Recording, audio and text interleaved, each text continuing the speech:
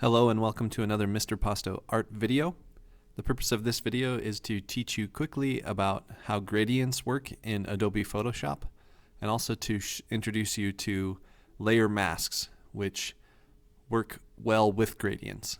And so to start out, I'm just going to open a new Photoshop file and I'm going to make it 800 by 800 pixels. Make sure you have pixels selected here in the drop down bar at 72 dpi. Press OK, and here we have a new white canvas, one layer, that's the background layer. And the way that gradients work in Photoshop is they use these two colors here in the color palette part of your toolbar, and a gradient is a blending of color between these two colors you have selected. Usually the front color is the foreground color and the back color is the background color. But a gradient will let you create a field of color that blends these two colors together. And so just to make sure that you see the difference here, and you can make subtle gradients with subtle variations in colors, but I'm going to make the difference between these colors pretty drastic. And so I'm going to start with blue, very light blue. Then I'll click on this background color and I'll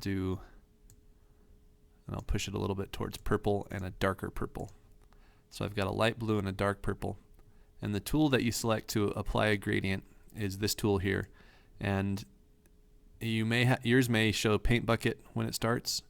All you need to do is click and hold on the paint bucket to pull up the sub menu, and then you can select gradient or paint bucket, and we will select gradient. And you can see here there's some options for different built-in gradients. This is the current one we have selected in our color palette, so we'll just keep that one. And then there are these settings here across the top of your window, which are different ways to apply that gradient. We'll start with this one here, which is just the straight linear gradient. And the way you apply a gradient is you click and drag with your mouse, your left mouse button down, and this line can go in any direction wherever you drag it.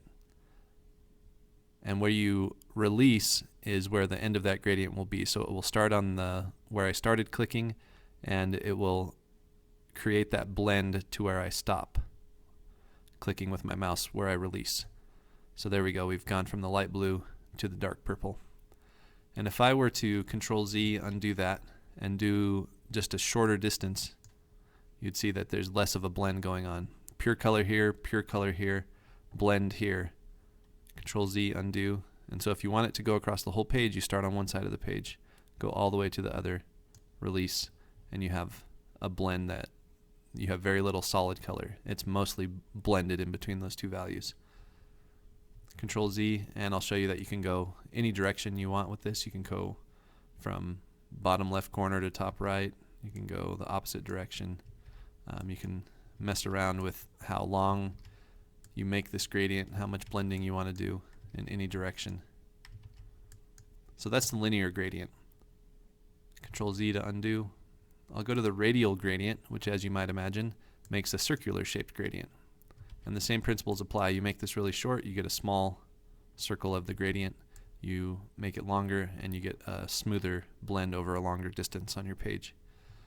So the radial gradient you can also place in different sections of your page, of your document, and create different effects. That almost looks like a linear gradient, but there's a little bit of curving going on here. And to exaggerate that, you can see the curve if you do it over a shorter distance. This next one is the angle gradient, and I almost never use this. It kind of makes it look like there's a crease in your page.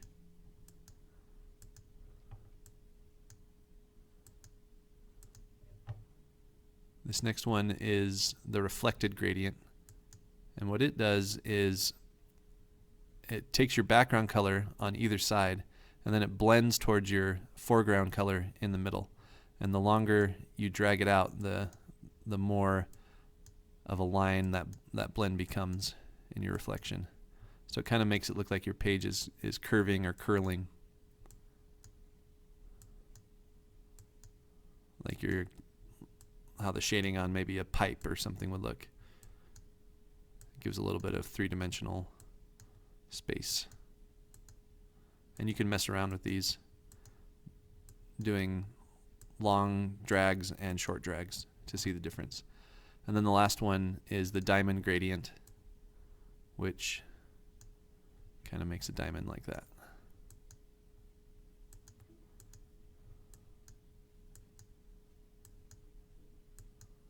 With the foreground color at the center of that and then fading out to the background color. So those are fun and you can mess around with those. But what's really cool about using these gradients in Photoshop is that you can do something called a layer mask. And what a layer mask does is it lets you blend two images together. So you'll have two layers in your file, and then when you apply a layer mask, you can actually make parts of the underneath image show through on the image above. So to demonstrate that, I'm going to do a little exercise, and I'd like you guys to follow along. This exercise is going to blend two landscapes together. And I like science fiction landscapes, so I'm going to search for sci-fi landscape concept art in Google. Pull up images and find something that's pretty good resolution. Maybe I will take the cityscape. That looks pretty nice.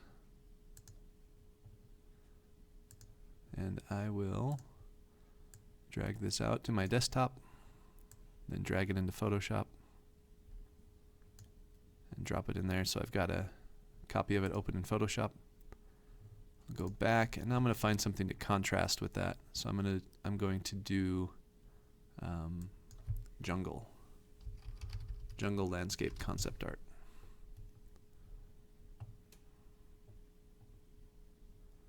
And this stuff looks interesting. This looks fun. I'll get this image of a strange looking animal. Oh, that one's not available, I guess. Get something else. Looks kind of like Dagobah. I'll drag that out and then drag it into Photoshop. Drop it up here so it opens the file. So I've got that file open here on that tab. There's another tab with this file, and then my original file here, which is just my background, where I was messing around with the gradients earlier. So what I'll do is I'll take this image, and I'm just going to use the selection tool. It's called the rectangular marquee tool, and I'm going to select this section of this image I want, Control C to copy. I'll go back to my other image, Control V to paste, and there, because this is nice high resolution, it's much bigger than my canvas, which gives me plenty of space to work with. So I like this edge here, and I'm going to blend my other image over onto this side. So Control A to select all, Control C to copy, go back into my other file, and you can see that when I pasted that previous one, it made a new layer. When I paste this one, it will do the same thing, and you can see they're different resolutions. And so this one's quite a bit smaller, and what I will do is I will press Control T, and that will let me kind of enlarge this. And because this painting is kind of sketchy and painterly, I can do this without losing too much resolution. Photoshop will blur some of the pixels together, but it doesn't look too terrible. So I've got that image there, and I'll kind of make the rock and that tree right there the focus of the image. And so if I turn off the eyeball on this layer, you can see I've got my other image below that. If I turn off this layer, you can see I've got that gradient mess around that I was doing. So to apply a layer mask, you select a layer, come down here to this toolbar, and there's this button that has a square with a circle inside of it, and that's to add a layer mask. So click to add that layer mask. And you can see it hasn't done anything to the image, and I should turn the eyeball back on. You can see it hasn't done anything to the image, but it has added this extra information here on the layer. And that is my layer mask, and I can actually click to switch between painting on the image and painting on the layer mask. And the way a layer mask works And you'll notice that it automatically switched my palette over here to black and white. That's because black, when you're painting on a layer mask, let me just grab the paintbrush here and I'll get a larger diameter paintbrush. Anything you paint on that layer mask will reveal what's underneath. And so you can see that I'm revealing little bits of the city just by painting with the paintbrush. I'm going to Control Z to undo that, Control Alt Z to multiple undo. And that's the concept, is anything that's painted with black on this layer mask, when this layer mask is selected, if I switch over to the image thumbnail here and paint with black, well, sorry, now I'm painting with my original light blue color. It's just painting that light blue color right on the image. It's not revealing the image below. But if I'm clicked onto the layer mask and this palette switches back to black and white, black shows through what's underneath. If I paint with white, cancel that. If you click this little switch arrow tool and bring the white to the front, anything I paint with white doesn't do anything. And the interesting thing about this, let me switch this back to the black, is if I paint with a middle gray, it reveals what's underneath, but it only does it does it with an opacity, and so I can see both layers at the same time. So there's still a little bit of the texture of the foreground showing through, which can be an interesting effect for different situations. And let me go back over this with a black. You can see that the black, the opacity is full. There's full opacity, or full transparency when you're painting with black. If you're painting with gray, you mix in some transparency into that. If you paint with white, then it's just the top layer.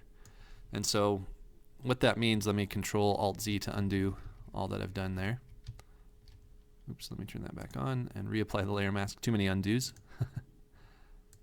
If you use a gradient on this layer mask, make sure we've got black going to white, you can imagine how the blending of black to white will actually let you blend your two images together. So I actually want to blend this way, and so we see part of my cityscape over here and part of my Dagobah swamp scape over here. And once again, the longer you draw that line, the more blending in between there will be. If you draw it short like that, you get a real harsh transition between the two. And I kind of want something in between, maybe like that. And so now I've got a kind of sci-fi cityscape blended with my swampy forest scene. And this can come in handy in Photoshop for doing different kinds of blending. And so I want you to blend your two landscapes together. You choose your own landscapes. You could do a desert and an ocean scene. You could do a sky castle and an underground cave. Be creative. Find a cool reference using concept art and choose two distinctly different scenes. Blend them together with the linear gradient tool. Go to File, Save As, and save this as a PSD file with layers turned on, and name it name it your name, blend 0 for your linear gradient blend, and then undo what you did and do a radial blend.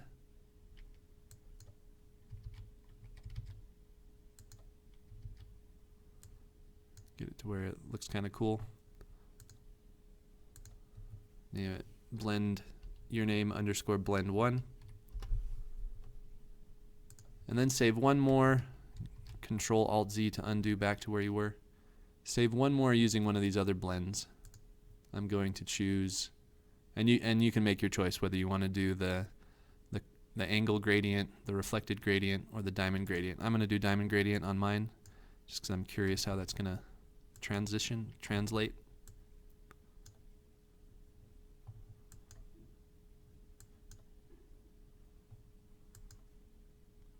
and then save that one always as a PSD, your name underscore blend 2.